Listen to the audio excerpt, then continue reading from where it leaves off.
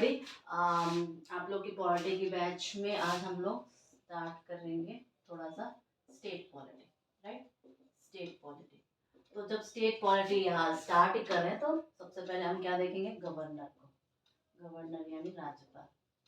See it is not a new thing, आप लोगों ने पहले भी बहुत बार इसको पढ़ा है, डिस्कस किया है। You will know all the articles and because it's very common, right? ये बहुत common है। But today we will do that way कि हम लोग को याद होना है, यहाँ पर ही याद होना है, ये आप डिटरमिन करके बैठना। और जो यूट्यूब है फ्रेंड्स हैं वो ये खोल के देखना कि तुम्हें याद ही होगा। तो चलो बिना बातों के किए, तो वो एक्चुअल में हम जब हम लोग डुअल नेचर ऑफ गवर्नमेंट पढ़ते हैं इंडिया में, डुअल नेचर। अब ये डुअल नेचर का मतलब क्या हो गया, यानी स्टेट और सेंटर, एक यूनियन हो गया जो कि केंद्र है, और एक हो गया आपका स्टेट।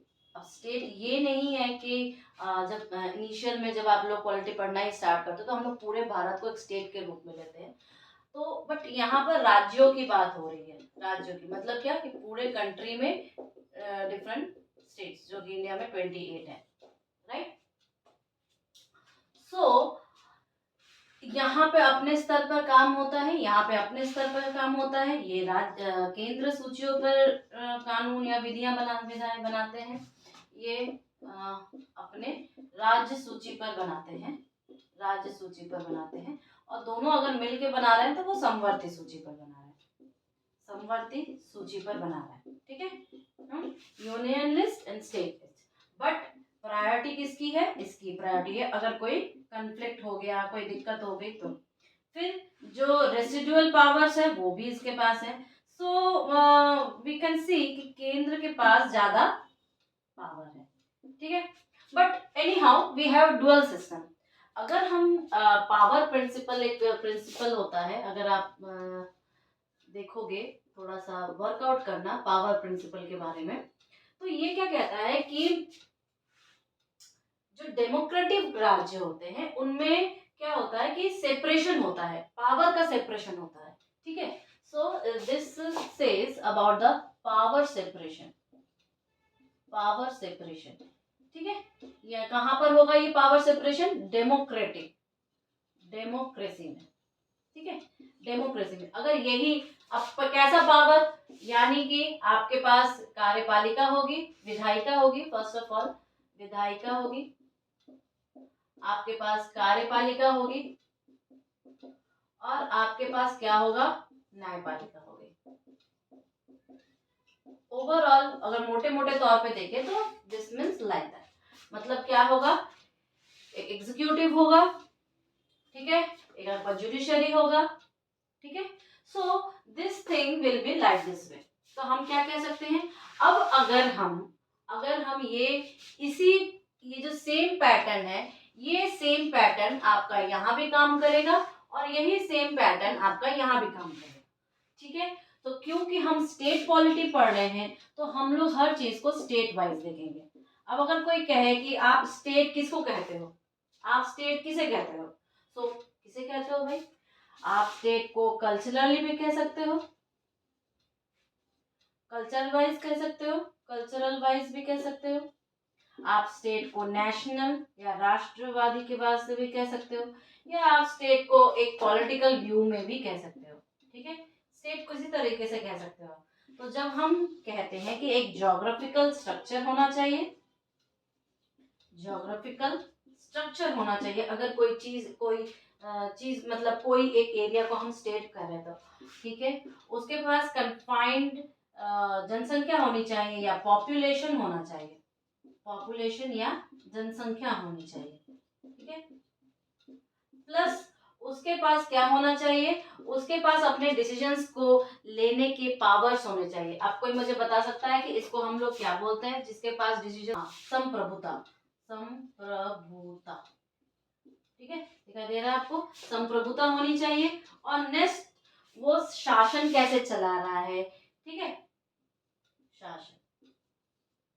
सो ऑल संप्रभुता का मतलब, अगर बहुत सारे शब्द होते हैं जब हम लोग प्रस्तावना पढ़ते हैं, मतलब कि वो इंटरनल एंड एक्सटर्नल डिसीजंस खुद लेता है, decisions taken by own country, और खुद लेता है अपने कंट्री के लिए, अपने कंट्री या जो भी स्टेट के लिए, कंट्री के लिए। क्लियर है? तो इसे हम संप्रभुता कहेंगे, शासन कहेंगे। तो हम अगर बोलना चाहे तो किसी को अगर स्टेट बोलेंगे तो ये सारी क्वालिटीज उसके पास होनी चाहिए, ये सारी क्वालिटीज उसके पास होनी चाहिए। वापस आ जाओ, जब हम अब जब हम स्टेट पॉलिटी कह रहे हैं तो स्टेट पॉलिटी का मतलब क्या हुआ कि जो ये स्ट्रक्चर है, पावर का डिस्ट्रीब्यूशन का जो स्ट्रक्चर है, वो स्ट्रक्चर यूनियन के पास भी होगा और आपके स्टेट वाइज के पास भी होगा। क्लियर है इतना ना? ओके।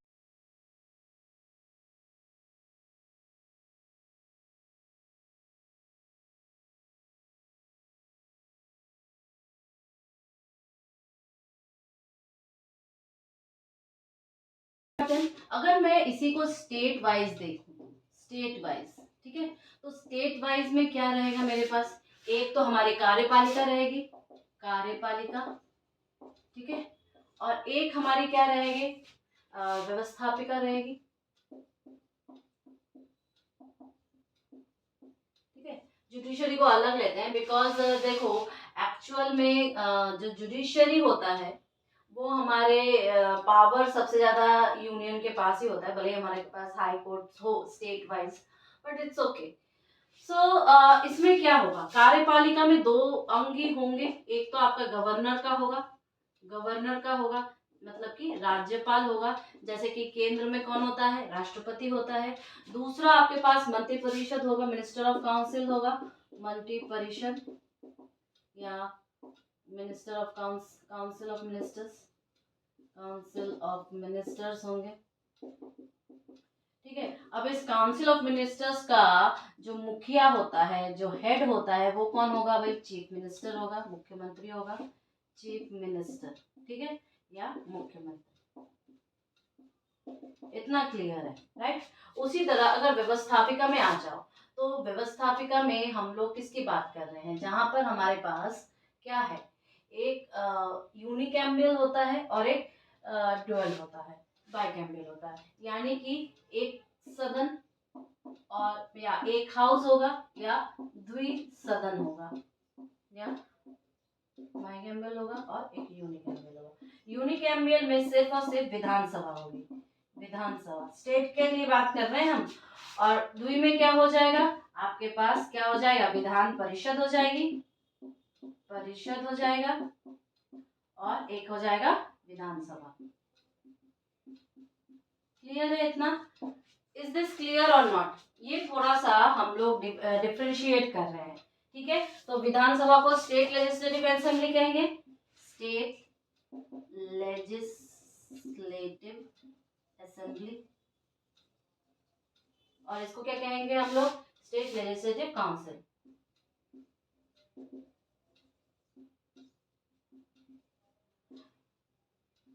तो हमारे राजस्थान में भी इसको बाइकैम्बल यूज करने के लिए बहुत प्रयत्न किए थे, बट अभी तक बना नहीं है।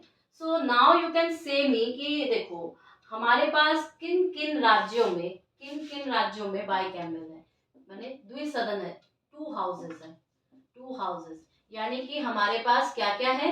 हमारे पास विधान परिषद भी है, हमारे पास विधानसभा भी है।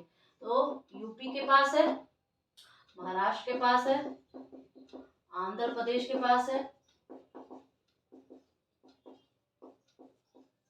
आंध्र प्रदेश के पास है, तेलंगाना के पास है। भी महाराष्ट्र, आंध्र प्रदेश, तेलंगाना बात कर रहे हैं, तो अब मेन पार्ट में आ जाओ। ये हमारे जो संविधान है, जो हमारा कॉन्स्टिट्यूशन है, उसके भाग 6 में डिफाइन किया गया है। और आर्टिकल्स की बात करें तो 152 से लेके 237 तक डिफाइन किया है, ठीक है। ये याद जरूर रखना कि इसके बीच में कभी कभी जो छोटे कोई एग्जाम्स होते हैं, जो जीएस के छोटे छोटे एग्जाम्स होते हैं, उसमें इसको पूछ लेते हैं कभी कि किसमें गया। इसमें हम लोग पार्ट वाइज पढ़ेंगे ऑब्वियसली ऑल द टाइम। जब हम रिलेशनशिप भी बोल रहे थे स्टेट एंड उसके बीच में, केंद्र के बीच में, तो हमने मॉड्यूल्स में बांट के पढ़ा था, इसको भी हम मॉड्यूल्स में बात करेंगे। तो मॉड्यूल 1 जो मेरा रहेगा जो मॉड्यूल 1 मेरा रहेगा वो किसके ऊपर रहेगा, वो स्टेट के एग्जीक्यूटिव्स के ऊपर रहेगा, स्टेट एग्जीक्यूटिव्स के ऊपर रहेगा, ठीक है, स्टेट के एग्जीक्यूटिव्स पे रहेगा। इसका मतलब क्या है कि हम लोग कैसे उसकी व्यवस्थापिका को डील कर रहे हैं। तो ये स्टेट एग्जीक्यूटिव्स कौन से आर्टिकल से है, देखो 153 से लेके 167 आर्टिकल तक है। ओके, स्टेट एग्जीक्यूटिव्स कहां से कहां तक है, 153 से लेके 167 तक। और ये किससे डील करेगा, ये डील करता है किससे, वहां के जो गवर्नमेंट है, कहाँ के गवर्नमेंट, स्टेट के गवर्नमेंट से, डील विथ स्टेट गवर्नमेंट, ठीक है, यानी राज्य के सरकार के साथ डील करेगा, राज्य के सरकार के साथ, ठीक है। तो राज्य की सरकार के साथ में कौन कौन आ जाएगा, आपके पास गवर्नर आ जाएगा, राज्यपाल आ जाएगा, आपके पास मंत्रिपरिषद आ जाएगी पूरी की पूरी, और इसी मंत्रिपरिषद में मुख्यमंत्री भी आ जाएगा। तो हम इसमें बोलेंगे चीफ मिनिस्टर प्लस आपका minister of council of ministers, यानी मंत्रिपरिषद, क्लियर है। देन इसी में आपका कौन आ जाएगा, advocate general of states, advocate general of the state, clear, of the state आ जाएगा। Is this clear. तो पहले हम लोग इस पूरे मॉड्यूल को डिस्कस करेंगे और it is really very interesting. आपको कभी भी किसी में दिक्कत नहीं हो जाएगी, अभी तुरंत के तुरंत आ जाएगा। तो पहला आर्टिकल जो होगा मेरा, आर्टिकल 153। अब आर्टिकल 153 या अनुच्छेद 153 क्या कहता है, ये गवर्नर के बारे में कहता है बेटा। जब एग्जाम देने जाओ तो एट दैट प्रेजेंट टाइम में दो चीजें याद जरूर करना। प्रेजेंट टाइम में हर एक स्टेट के गवर्नर, प्रेजेंट टाइम में स्टेट गवर्नर्स कौन है, ठीक है। सो ये आपको काफी हेल्प करेगा। जैसे पर राजस्थान का अगर मैं बोलूँ तो अभी कलराज मिश्र है, जो कि यूपी के नेटिव है, जो कि कहाँ के हैं, यूपी के हैं, पर वो अभी कहाँ के गवर्नर है, कहाँ के राज्यपाल है, राजस्थान के। So like this way you can deal with like that. अब आर्टिकल हम लोग आ गए हैं 153 पर, ठीक है। हाँ बिल्कुल। तो जब हम लोग एक कार्यपालिका को पढ़ते हैं या हम लोग एक व्यवस्थापिका को पढ़ते हैं, जैसे कि व्यवस्थापिका को अगर पढ़ रहे हैं तो कुछ इस प्रकार का होगा, और अगर कार्यपालिका को पढ़ रहे हैं, कार्यपालिका जो उसको एग्जीक्यूट करवा रही है, जो कि नॉट एग्जीक्यूट, जो कार्य कैसे कर रही है एक्चुअली। तो हम जब स्टेट वाइज देखेंगे तो जो कार्य कर रही है, कौन कार्य कर रहा है, एक तो तुम्हारा गवर्नर कार्य करेगा, जिसके नाम पे एक्चुअली कार्य हो रहा है। क्यों ऐसा हुआ सिस्टम, देखो कार्यपालिका, ठीक है। तो अगर मैं बोलूं ये कार्यपालिका, तो हमारे जो इंडिया है वहां पे डुअल सिस्टम है, ठीक है। अब डुअल सिस्टम है, इसका मतलब क्या हुआ, इसका मतलब हुआ एक तो तुम्हारा रियल होगा और एक तुम्हारा क्या हो जाएगा, नॉमिनल हो जाएगा, यानी कि एक आपका वास्तविक रहेगा और एक आपका क्या हो जाएगा, नाम मात्र का हो जाएगा। इज दिस क्लियर और नॉट। ये चीज आपकी यहाँ पे मैंने ट्रांसफर की, कैसे ट्रांसफर हुआ ये देखो, एक रियल है एक नॉमिनल है, एक मतलब नाम मात्र का है और एक आपका वास्तविक है। वास्तविक वाला कौन है, अगर हम सेंटर की बात करें तो ऑब्वियसली पीएम होगा, उसकी मंत्रिपरिषद होगी। अगर हम स्टेट की बात करें तो चीफ मिनिस्टर होगा और उसकी मंत्रिपरिषद होगी, राइट। अगर अब देख लो कहाँ पे बैठती है, विधानसभा में बैठेगी, ठीक है। और ये क्या हो गया, नाम मात्र में स्टेट वाइज तुम्हारा गवर्नर हो जाएगा, गवर्नर या राज्यपाल हो जाएगा, क्लियर है, राज्यपाल हो जाएगा। जब ये नाम मात्र में गवर्नर या राज्यपाल हो जा रहा है, इसका मतलब हुआ कि जैसे सारे काम जो होंगे इसी के नाम से होंगे, सारे जो इश्यूड डॉक्यूमेंट्स होंगे, इश्यूड लेटर्स, डॉक्यूमेंट्स या कोई भी जो नियम कानून है, जो रूल्स रेगुलेशंस है, सारे हस्ताक्षर जो होंगे, साइन जो होंगे, वो किसके नाम पर होंगे, वो सारे साइन किसके नाम पर होंगे, इसी के नाम पर। बोला जाएगा कि सब कुछ जो किया जा रहा है वो सब राज्यपाल के नाम पर किया जाए, लेकिन राज्यपाल अपने मंत्रिपरिषद से ऑब्वियसली सदा तो देगा ही, ठीक है। सो हम बोल रहे हैं कि जो हमारा जो शासन चलाया जाएगा वो किसके नाम पे चलाया जाएगा, गवर्नर के नाम से चलाया जाएगा। ये समझ में आ गया ना। तो इसका मतलब क्या है, क्या ये एक तुम्हारा ये वास्तविक तो नहीं है, बट ये नाम मात्र का हेड है, ठीक है, राज्य का। बट एक बात बताओ कि क्या ये पोस्ट जो है, क्या ये पोस्ट जो है, एक तो हमने समझ लिया कि ये पोस्ट क्या है, एक नॉमिनल है, मतलब नाम मात्र का है, पर क्या ये एक संवैधानिक पोस्ट है, क्या ये एक संवैधानिक पोस्ट है, संवैधानिक यानी कॉन्स्टिट्यूशनल पोस्ट है। तो आप कहोगे जो राज्यपाल या गवर्नर है, राज्यपाल या गवर्नर है, पहली बात तो ये एक नॉमिनल है, नॉमिनल या नाम मात्र का होता है, नाम मात्र का होता है। दूसरा, ये कुछ की पॉइंट्स है जो कि हम पहले डिस्कस कर ले रहे हैं, तब हम लोग आर्टिकल पर आएंगे, ठीक है। और दूसरा क्या है, ये कॉन्स्टिट्यूशनल है, कॉन्स्टिट्यूशनल पोस्ट है, कॉन्स्टिट्यूशनल या संवैधानिक, क्लियर है।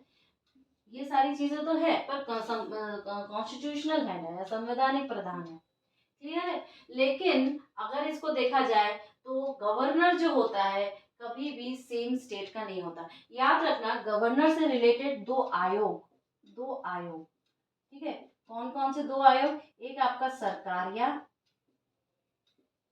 और एक आपका पुंछी आयोग, पुंछी आयोग। इन दोनों आयोग के रिकमेंडेशंस काफी इंपॉर्टेंट है, रिकमेंडेशंस काफी इंपॉर्टेंट है।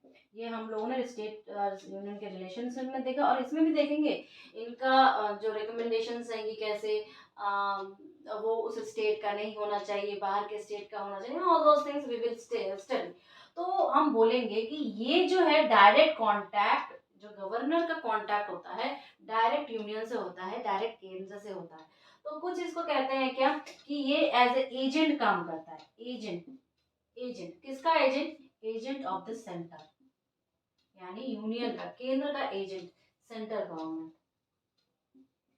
केंद्र पे जो सरकार बैठी है उसका एक एजेंट के रूप में काम करता है, ठीक है। तो गवर्नर वाली चीज हमने एक बार फिर से देख लेते हैं। क्या देखा हमने कि अगर कार्यपालिका में देखें तो हमारे पास नाम मात्र होता है और एक वास्तविक होता है। सेंटर में भी यही पैटर्न चलता है, स्टेट में भी यही पैटर्न चलता है। स्टेट में क्या, चीफ मिनिस्टर, उसकी मंत्रिपरिषद आ जाती है, और उधर गवर्नर आ जाती है। तो ये गवर्नर क्या एक नाम मात्र तो है ही, लेकिन साथ में इसकी कुछ खूबियां बोली जाती है कि ये क्या, ये कॉन्स्टिट्यूशनल है, संवैधानिक पोस्ट है। Yes of course it is a संवैधानिक, ये कॉन्स्टिट्यूशनल हेड है उस स्टेट का, और ये एक एजेंट के रूप में काम करता है किसके, स्टेट और government, union, sorry, agent of a union government in state, जो कि स्टेट में सेट करता है, लेकिन एजेंट कहाँ का होता है, केंद्र का होता है, क्लियर है। अब इम्पोर्टेंट है अनुच्छेद 153। ये क्या कहेगा, ये कहेगा, पहले समझ लेते हैं फिर देखते हैं, क्योंकि समझना ज़्यादा जरूरी है आपको, ठीक है। और लिखते जाना, वीडियोस देख के जब आप किसी भी चैनल का वीडियो देखते हो जो आपका, एक को फॉलो करो, और जब आप देखते हो ना तो साथ में लिखने की प्रैक्टिस करो, इससे आपका लिखना भी हो जाता है, इससे आपका याद भी हो जाता है, और मेमोरी में सेटलमेंट भी हो जाता है, क्लियर है। सो अगर हम लोग आर्टिकल 153 की बात कर रहे हैं तो आर्टिकल 153 कहता है कि, अच्छा इस यहाँ पे पहले मैं एक क्वेश्चन पूछूंगी, क्या आपको लगता है कि एक ही राज्यपाल, एक ही व्यक्ति इस स्टेट का भी है उस स्टेट का भी है, ऐसा हो सकता है क्या, एक से अधिक स्टेट का राज्यपाल हो सकता है, क्वेश्चन अराइज है, अपने आप को आंसर लीजिए 1 सेकेंड में, ठीक है। सो अब ऐसे, तो आर्टिकल 153 कहता है कि एक राज्य में, एक स्टेट में एक राज्यपाल होगा, एक राज्यपाल होगा, तथा वही व्यक्ति, I am just writing in my one own words, ठीक है, वही व्यक्ति एक से अधिक राज्य में भी राज्यपाल बन, एक से अधिक राज्यों में भी राज्यपाल बन सकता है, बन सकता है। पहले ऐसा नहीं था बेटा जी, बन सकता है means more than one state, more than one state, more than one state also governor बन सकता है। पहले ऐसा नहीं था।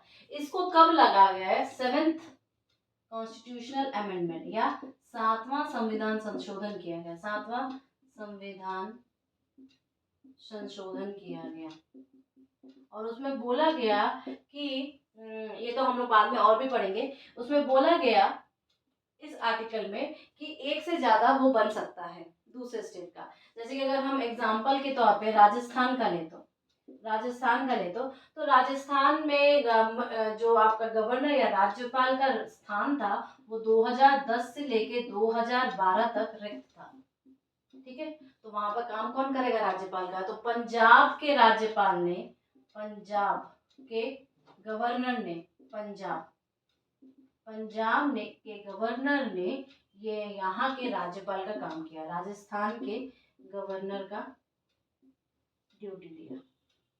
लेकिन बन तो गया, लेकिन याद रखना ये एक बाद में आर्टिकल भी आता है, याद रखना अब बन गया तो उसकी जो सारी सुविधाएं होती है, मेन पॉइंट तो सैलरी होती है, but it is not a proper word, but for make you understand I am just saying, जो इसकी सैलरी होती है वो कौन सा, अब ये स्टेट के लिए काम कर रहा है तो ऑब्वियस ही बात है स्टेट इसकी सैलरी देगा।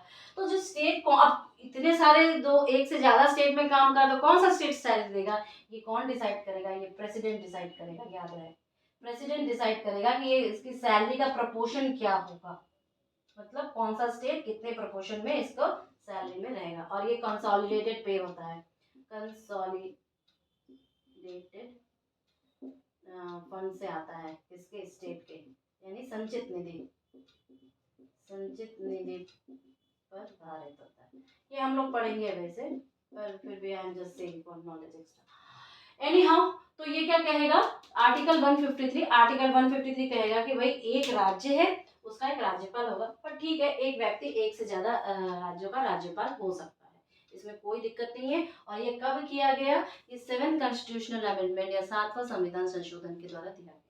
क्लियर है ना? अब आर्टिकल 154 देखते हैं। आर्टिकल 154 क्या कहता है कि जो राज्य की कार्यपालिका की शक्तियां होंगी, ठीक है, राज्य की जो कार्यपालिका की शक्तियां होंगी वो सब के सब कहाँ पर है? राज्यपाल के हस्ताक्षर के बाद ही सब कुछ फाइनलाइज होता है, राज्यपाल के हाथों में ही होती है। राज्य की जो मुख्य कार्यपालिका जो हेड है, ठीक है, कार्यपालिका का जो हेड है वो कौन है? बताओ कौन है? आर्टिकल 154 बोल रहा है क्या कि स्टेट का जो कार्यपालिका होगा उसका हेड कौन है? हेड कौन है? गवर्नर है, गवर्नर यानी राज्यपाल है।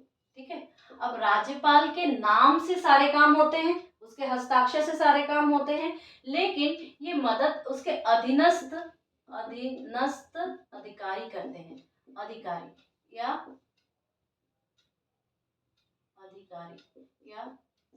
सबऑर्डिनेट्स। ठीक है, कौन कहेगा इसको? बताओ कौन करेगा? सबऑर्डिनेट्स करेंगे। और ये किसके उस पे करते हैं?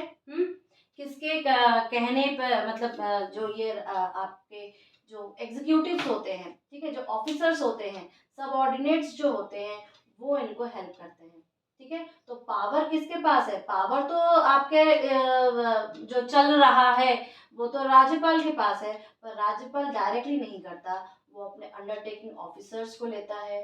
ठीक है, और ऑफिसर्स ही इसको देते हैं, यानी मिनिस्ट्री ऑफ काउंसिल आ जाएगा, चीफ मिनिस्टर आ जाएगा, सब कोई आ जाएगा।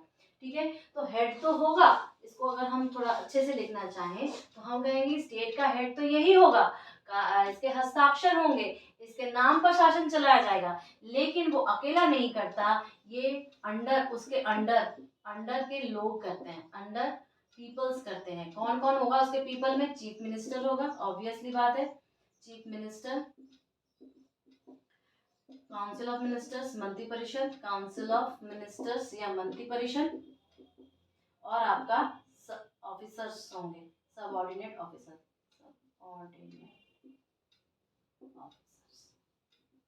ठीक है, अधीनस्थ अधिकारीगण, मुख्यमंत्री, मंत्रिपरिषद और अधीनस्थ अधिकारी। ठीक है, ये सब उसको काम करने के लिए क्या सलाह देता है। पहले तो मंत्री परिषद कानून बनाएगा मिल बांट के, फिर कानून बन जाएगा तो फिर ये कौन हस्ताक्षर करेगा, हमारा गवर्नर साहब हस्ताक्षर करेंगे और फिर वो बढ़ेगा। लेकिन वो कार्य कैसे करेगा, इन तीनों के मदद से, इन तीनों के मदद से ही वो काम करेगा, यानी कि एडमिनिस्ट्रेटिव एग्जीक्यूटिव। इसे हम ये भी कह सकते हैं, इसे हम ये भी कह सकते हैं administrative executives, administrative executives. Clear है इतना? या हम लोगों ने 2 आर्टिकल्स पढ़े। एक आर्टिकल बोलता है कि एक से ज्यादा राज्यों में भी हो सकता है, एक राज्य के लिए तो होगा ही होगा, और दूसरा बोलता है भले ही वो हेड होता है कार्यपालिका का, लेकिन अपने अंडर के सबसे काम करवाता है। क्लियर है ना इतना? अब चलो आर्टिकल 1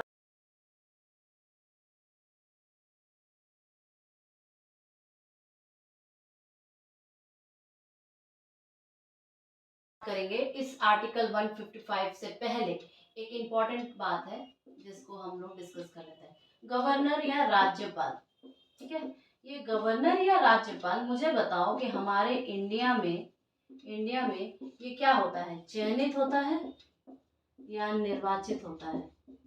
निर्वाचित, यानी ही इज अपॉइंटेड और ही इज इलेक्टेड। क्या होता है बताओ? हम्म हम्म तो the answer will be appointed.